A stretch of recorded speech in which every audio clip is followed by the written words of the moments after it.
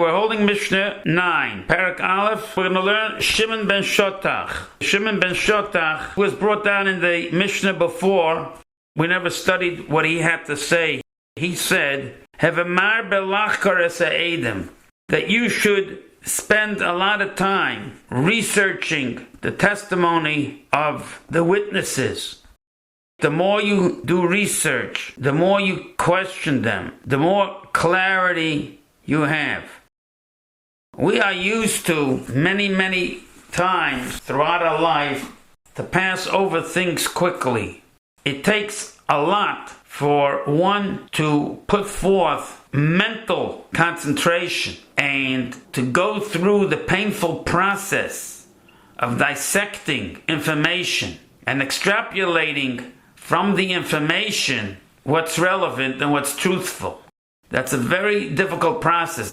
That's why the Talmudists, after they study for hours on end, they are wiped out because they have utilized their mental capacity to the umpth degree. And that's why he adds the word here of marbeh. He doesn't just say, lachkar es ha'edim, you should check out the witnesses. He adds the word of marbeh. Marbeh means that you should add. It's not just enough to check them out, but you have to extremely check them out from all angles. When you are looking for the truth, there is only one truth. That truth is 100%. 99% is not truth. It's close to the truth, but it's not truth. There is no bargaining on truth. Truth is absolute. Hashem is emes. That's 100%. So if you're not going to be researching the testimony of the witnesses, it's possible that something is going to slip through. And then you're going to pass wrong judgment. And Hashem has commanded us, lo siten avel b'mishpat. You are not allowed to pass a falsified judgment, a judgment that's not true. That's the first thing he says to us here. And I think that we could extend that and we can learn from that to our entire life. That we can't take things for granted. That we have to ponder and think a little bit more about what's going on. To take it to another level, everything in the world is testimony to God's existence. The whole world is saying witness to Hashem's world.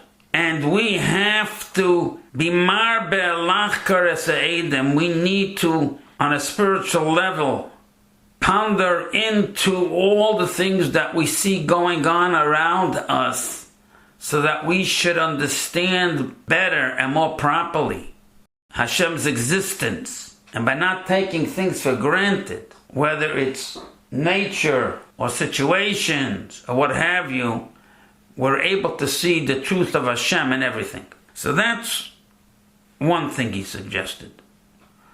You should be careful in your words.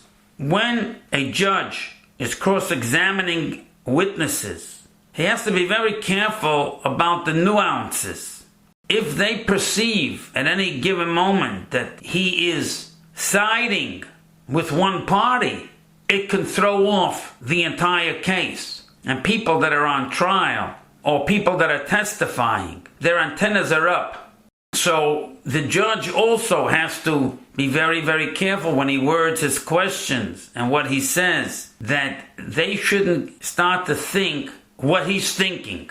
In other words, he can't give out any hint. Every word that comes out of his mouth has to be total neutrality. Total neutrality. No body movements, no facials, no hand movements, nothing. It's absolutely neutral, which is not a simple thing. Why? And he gives the reason. Shema mitocham.